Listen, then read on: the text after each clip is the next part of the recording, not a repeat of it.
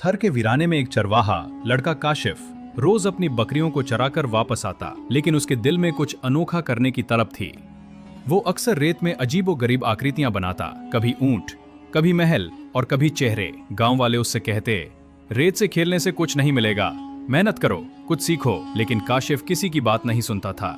एक दिन वो रेत पर बैठा एक खास चेहरा बना रहा था, आंखें बंद, हाथ ऊपर उठे हुए, जैसे कोई दुआ मांग रहा हो। जैसे ही उसने वो मूर्ति पूरी की, रेत के नीचे से एक सुनहरी रोशनी निकली और उस मूर्ति के हाथ में एक रहस्यमयी नक्शा प्रकट हो गया। नक्शे में रेगिस्तान के बीचों बीच एक खजाने का निशान था। काशिफ ने सोचा कि ये महज एक इत्तेफाक है, लेकिन जिज्ञासा ने उसे मजबूर कर दिया कि वो इसकी खोज में निकले। वो नक्शे के पीछे पीछे चल पड़ा और कई दिनों बाद रेगिस्तान के बीचों बीच एक टीले तक पहुंचा, जहां एक प्राचीन कमरा छुपा हुआ था। दरवाजे पर एक जिन प्रकट और बोला, ये खजाना हर किसी के लिए नहीं है। अगर तुम 3 सवालों के सच्चे जवाब दे सको तो ये खजाना तुम्हारा होगा। पहला सवाल, सच क्या है?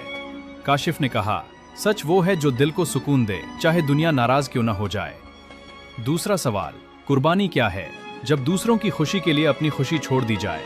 तीसरा सवाल, माफी क्या है? जब दिल टूटे फिर भी हम नफरत को अपने अंदर से बाहर न आने दें। जिन मुस्कुराया और बोला, तुमने खजाने का राज पा लिया है, लेकिन ये खजाना सोना चांदी नहीं, बल्कि वो ज्ञान है जो इंसान को बदल देता है। उस दिन के बाद जब काशिफ गांव लौटा तो वो केवल एक चरवाहा नहीं था।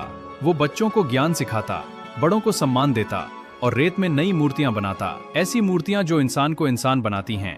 अब रेत सिर्फ खेलने की चीज नहीं थी, वो एक संदेश बन चुकी थी और काशिफ एक साधारण चरवाहा थर के रेगिस्तान की आत्मा बन चुका था।